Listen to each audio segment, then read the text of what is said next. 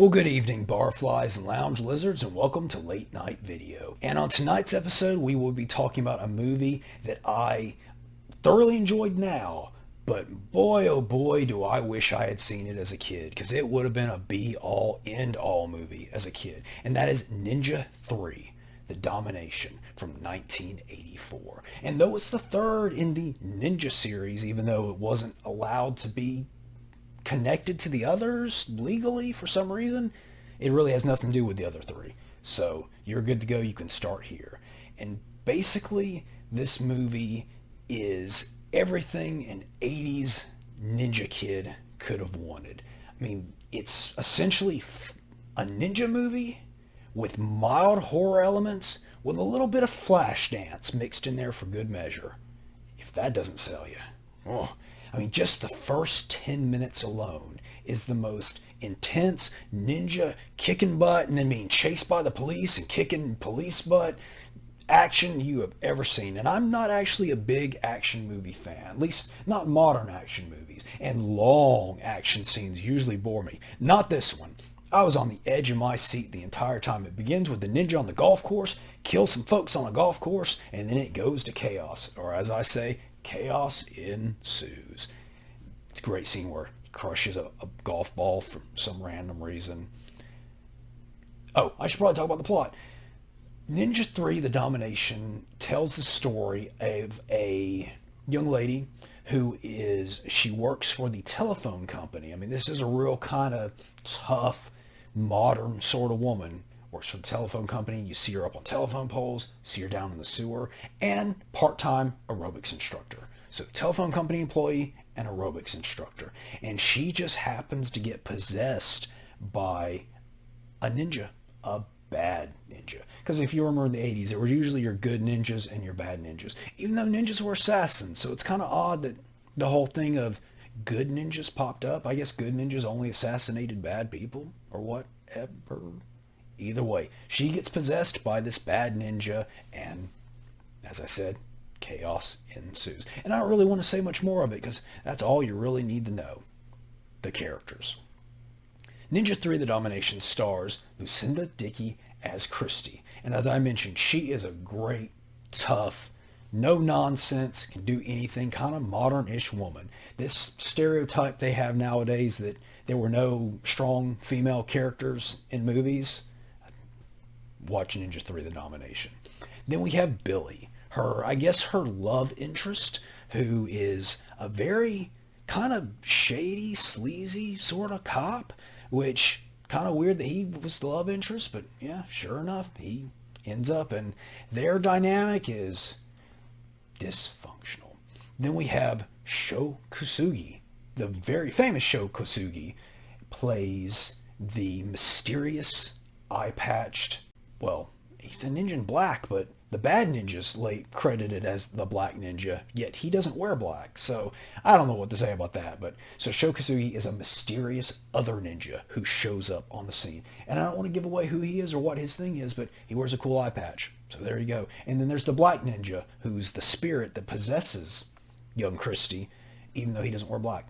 And of course, we have a small part by James Hong, who, if there was a movie in the 80s and there was any kind of martial arts or mystic kind of stuff from America, you could almost count on good old James Hong being in it. And you know what? He should have been. He should have been in every movie. He still should be in every... Wait, is James Hong alive still? I hope so, because he is wonderful. The effects. You wouldn't necessarily think being a ninja movie that it would have special effects, but it does. Because as I mentioned, there are some mild horror elements to this. I mean, the girl being possessed alone, I guess, could technically be a mild horror element. But they actually go into some mild horror elements. There's a scene that looks straight out of The Exorcist, where they're trying to exorcise the black ninja from Christy. Then there's a scene where Christy is... It's weird the way the possession works. Like, it kind of comes and goes, and like there's a floating sword that comes out of the closet, and that's when she gets all ninja-y. But there's a very Poltergeist-esque scene with her getting sucked into a closet, which I thought was really cool.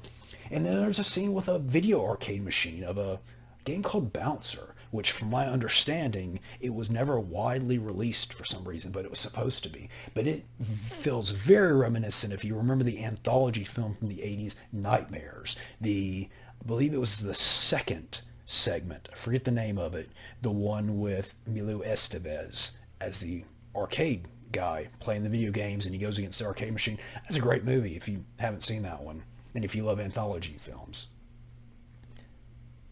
Yeah, so mild horror elements. So my horror buddies out there, I think there might be just enough of that. If you like ninjas and you like your horror, I think you dig it.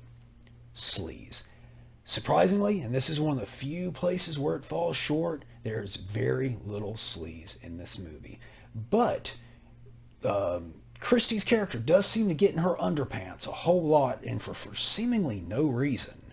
So I guess that's a little bit sleazy. So there you go. Trivia. There was actually a shot during, I'm assuming, the exorcism scene where her head actually spun around, all Linda Blair style, but they had to cut that scene to avoid an X rating. I don't know why that would have given them an X rating, but sure enough, to get it down to an R, they had to cut that. Is it wacky? Or wacky. Is it wacky? Yeah, it's pretty wacky.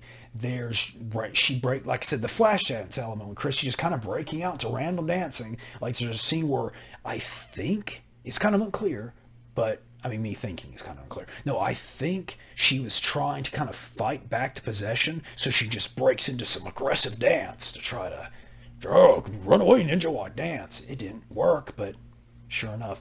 And then it has one of the most oddly wonderful love scenes, because, there's no sleaze in it, no nudity or anything, so I won't call it a sex scene.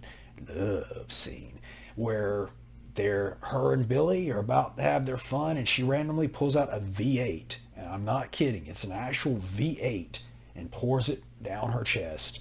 I'm not really one that enjoys food and that kind of thing mixed, but I especially did not want to see a V8 mixed with that sort of thing. Very odd choice. And another wacky element, there's a running theme of crushing things. As I mentioned earlier, the scene on the golf course, the ninja catches a golf ball and crushes it. And then one scene where Christy is possessed, she catches a, what do you call those things? Bowling ball. No. Pool ball. Wow. Ooh. A pool ball, and just crushes it. So there's a lot of good crushing going on. Availability. This one is pretty widely available. It's on Blu-ray, it's on DVD, it's on Amazon Prime streaming. There was a Blu-ray DVD combo pack that was very affordable. If you want to see it, it's very easy to get there. And worst case, just run to Amazon Prime and watch it. Rating.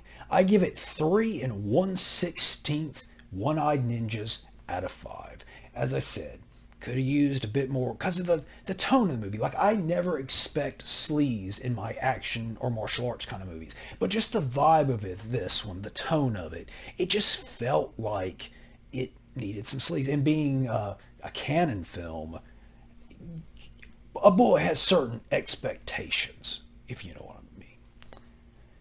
And that's all the time we have for this week. Please like, comment, subscribe, all that good YouTube-y stuff. Have you seen Ninja 3: The Domination? Did it change your life like it did mine? And remember, keep it wacky. Or keep it sleazy, because this movie sure didn't. Wow.